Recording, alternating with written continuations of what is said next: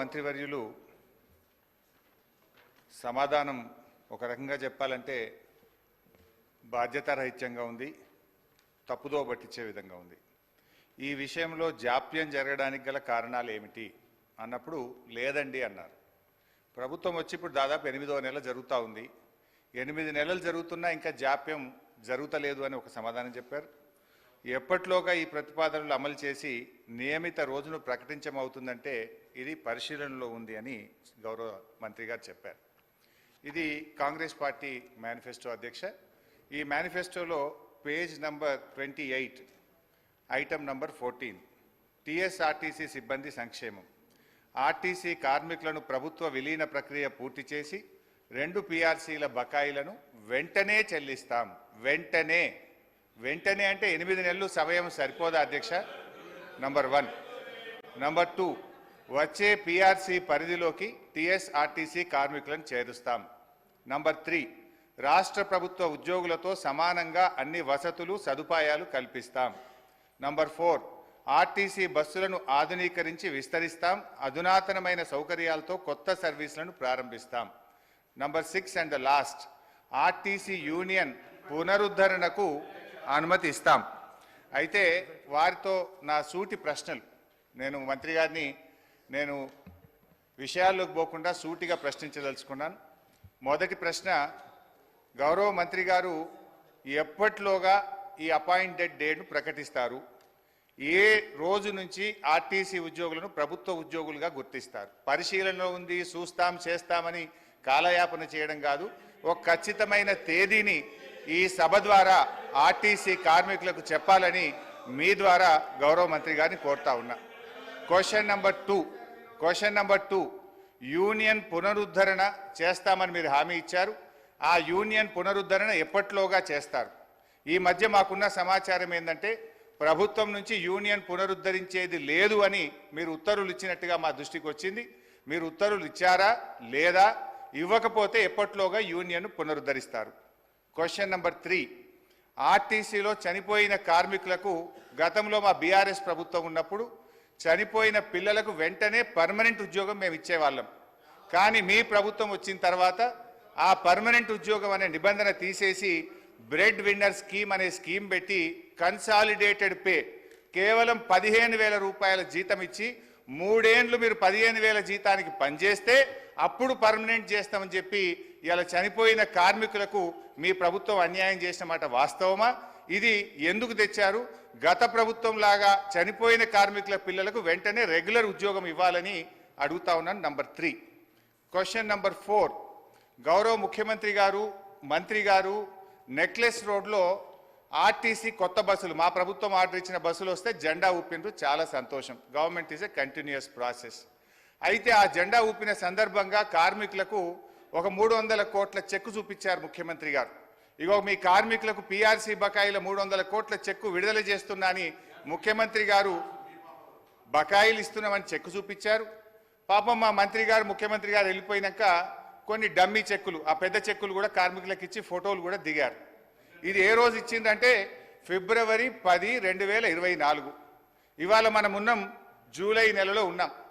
ఇప్పుడు దాదాపు 5 నెలలైనా నెక్లెస్ రోడ్ నుంచి ఆ చెక్కు బస్ భవన్కు చేరలే. ఇంకా అది ఎప్పుడు చేరుతుంది, ఎప్పుడు ఇస్తారో దయచేసి చెప్పాలని కోరుతా ఉన్నా. క్వశ్చన్ నంబర్ 5, మహాలక్ష్మి పథకం పెట్టారు, సంతోషం, వి అప్రిషియేట్. అయితే ఆ పథకానికి నెల బిల్లులు విడుదల చేయని మాట వాస్తవమా? మహాలక్ష్మి పథకం కింద రాష్ట్ర ప్రభుత్వం ఆర్టీసీకి ఇవ్వాల్సిన నిధులు ఎన్ని, ఇప్పటి వరకు ఇచ్చిన ఎన్ని, ఇవ్వకపోవడం వల్ల కార్మికుల యొక్క పిఎఫ్ మరియు సిసిఎస్ డబ్బులు మళ్లించి కార్మికులకు జీతాలు ఇచ్చిన మాట వాస్తవమా? ఆ నిధులు ఎప్పట్లోగా ఇస్తారో సూటిగా చెప్పాలి. అదేవిధంగా అధ్యక్ష, ఎందుకంటే ఇవన్నీ అధ్యక్ష గతంలో, ఇవాళ మేము మా ప్రభుత్వం ఉన్నప్పుడు ఆర్టీసీ కార్మికులకు, ప్రభుత్వ ఉద్యోగులకు 43% ఫిట్మెంట్ ఇస్తే ఆర్టీసీ కార్మికులకు 44% ఫిట్మెంట్ ఇచ్చాం. గత తెలుగుదేశం ప్రభుత్వంలో కార్మికులకు కేవలం బడ్జెట్లో 100 కోట్లు పెట్టారు. కాంగ్రెస్ ప్రభుత్వం 200 కోట్లు పెట్టింది. కానీ మా ప్రభుత్వం 1000 కోట్లు, 1500 కోట్లు, 1500 కోట్లు బడ్జెట్లో పెట్టి ఆర్టీసీ సంస్థను మేము కాపాడాలి. గౌరవ సీనియర్ శాసన సభ్యులు హరీష్ రావు గారికి తెలుసు. ఇది క్వశ్చన్ అవర్ అధ్యక్ష. Question hour specific to questions అడగాల. రెండో చాలా సంతోషం, మా మేనిఫెస్టోనైతే మొత్తం టీఆర్ఎస్ నాయకులు పట్టిండ్రు, చాలా సంతోషం. స్పష్టతతో మేము మేనిఫెస్టోలోకి సంబంధించిన అంశాల విషయంలో పాస్ మార్కులు పూర్తి స్థాయిలో మేము వేసినాము. ఈరోజు నేను కోరుతా ఉన్నా అధ్యక్ష, I request honourable members also through your chair. Sir, ఇప్పుడు స్పెసిఫిక్ క్వశ్చన్స్ వేస్తే ఆన్సర్ రావడానికి ఆస్కారం ఉంటుంది. వారు సీరియస్గా డిబేట్ మొదలుపెట్టిన అధ్యక్ష, 10 క్వశ్చన్స్ ఉన్నాయి, మీరు 11 o'clock వరకే సమయం ఇచ్చిండ్రు, 11 గంటల వరకే సమయం ఇచ్చిండ్రు. మీరు మంత్రులు కూడా మాట్లాడాల్సి ఉంటుంది కదా అధ్యక్ష. సార్ క్వశ్చన్ అడిగిన సార్ అధ్యక్ష ఇప్పుడు నేను ఆయన నాకు మంత్రి గారు నాకు క్వశ్చన్లు ఇస్తుండు, మరి ఆన్సర్ చెప్పమంటే చెప్తా. నేను అడిగిన క్వశ్చన్లకు ఒక్కదానికి సమాధానం చెప్పలే కానీ నేను క్వశ్చన్ చేస్తున్నా నాకు క్వశ్చన్లు ఎత్తుండు. అదేవిధంగా అధ్యక్ష, ప్రభుత్వం మనము ఆర్టీసీలో దివ్యాంగులకు, విద్యార్థులకు, ప్రభుత్వ ఉద్యోగులకు, జర్నలిస్టులకు మనం రాయితీతో బస్ పాస్లు ఇస్తాం. ఈ ప్రభుత్వం వచ్చిన 8 నెలల్లో ఆ రాయితీలకు చెందిన డబ్బు ₹1 ఇవ్వని మాట వాస్తవమా? ఆ డబ్బు ఎంత, ఎప్పటిలోకి ఇస్తారు, ఇవ్వకపోవడానికి గల కారణాలు ఏమిటి? దెన్ లాస్ట్ క్వశ్చన్ అధ్యక్ష, మనకు కార్మికులకు సంబంధించి మోటార్ ట్రాన్స్పోర్ట్ యాక్ట్ ఉంటుంది. డ్రైవర్లు కానీ కండక్టర్లు కానీ 8 గంటల కంటే ఎక్కువ పని చేయకూడదని ఉంటుంది. ఇందులో మహిళా కండక్టర్లు కూడా ఉన్నారు. కానీ వాళ్ళని 16 గంటలు 18 గంటలు పని చేయించడం వల్ల పని ఒత్తిడికి లోనై దాదాపు కొన్ని వందల సంఖ్యలో కార్మికులు చనిపోతున్న మాట వాస్తవమా? మహాలక్ష్మి పథకం వచ్చిన తర్వాత ఓవర్లోడ్ కావడం ద్వారా పని గంటల భారం పెరిగి దానికి సరిపడా మీరు డ్రైవర్లను కండక్టర్లను నియామక చేయకపోవడం వల్ల ఒక్కొక్కరు 16 గంటలు 18 గంటలు పనిచేసి కార్మికులు ఇబ్బంది పడుతున్న విషయం ప్రభుత్వం దృష్టికి వచ్చిందా? దానికి అనుగుణంగా కండక్టర్ల డ్రైవర్ల నియామకం ఎప్పట్లోగా చేస్తారు.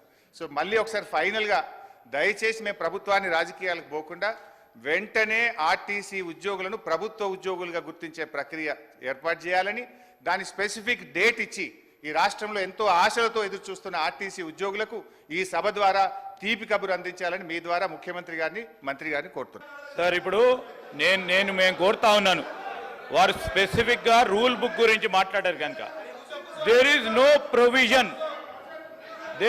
Provision in the rule book to express their dissent in the question hour, sir. There is no provision. Rule book lo provision ledu. Kani దయచేసి నేను కోరుతా ఉన్నాను, సభా సమయం వృధా అవుతా ఉంది. మీరు 11 గంటలకు సంబంధించి మీరు క్వశ్చన్ అవర్ని క్లోజ్ చేస్తా ఉన్నారు అధ్యక్ష. అలాంటి సందర్భంలో గౌరవ శాసన సభ్యులందరి సమయం కూడా వారే తీసుకొని మా మంత్రి గారు స్పెసిఫిక్గా 2, 3, 4, 5 నిమిషాల్లో వారు అడిగిన ప్రతి ప్రశ్నకు సమాధానం చెప్పడం జరిగింది. నేను కోరుతా ఉన్నా, దయచేసి ఇంతపూర్వకం ఏ విధంగానైతే మనమందరం కూడా రూల్స్ బుక్ ద్వారా ఈ ప్రొసీజర్స్ను నడిపామో అదేవిధంగా హౌస్ నడపడానికి సహకరించమని కోరుతా ఉన్నాము. నేను స్పెసిఫిక్గా హరీష్ రావు గారు రూల్ అడిగారు కనుక రూల్ చెప్తా ఉన్నాను. స్పెసిఫిక్గా హరీష్ రావు గారు రూల్ అడిగారు కనుక రూల్ చెప్తా ఉన్నాను. దయచేసి స్పీకర్ గారిని మీ ద్వారా వారిని కోరుతా ఉన్నాం. ఇప్పుడు నేను వారికి ఇంకేవైనా ప్రశ్నలు ఉంటే డిఫరెంట్ ఫామ్ ద్వారా మీ దగ్గరికి తీసుకురమ్మండి. You allow sir, our minister will answer. Sridhar Babu గారి వ్యాఖ్యలు దయ్యాలు వేదాలు వాళ్ళు ఇచ్చినట్టున్నాయి. ఈ సభలో అనేక సందర్భాల్లో సాంప్రదాయాలు ఉన్నాయి. చాలా సందర్భాల్లో కూడా స్పష్టంగా ఇదే శ్రీధర్ బాబు గారు, భట్టి గారు, మేము వెళ్ళే మినిస్టర్ అన్నప్పుడు క్వశ్చన్ అవర్లో సరైన సమాధానం రాలేదని మీరే అనేక సార్లు ఈ సభలో వాకౌట్ చేసిపోయారు. మీరు ప్రొటెస్ట్ చేసే అవకాశం ఇచ్చాం.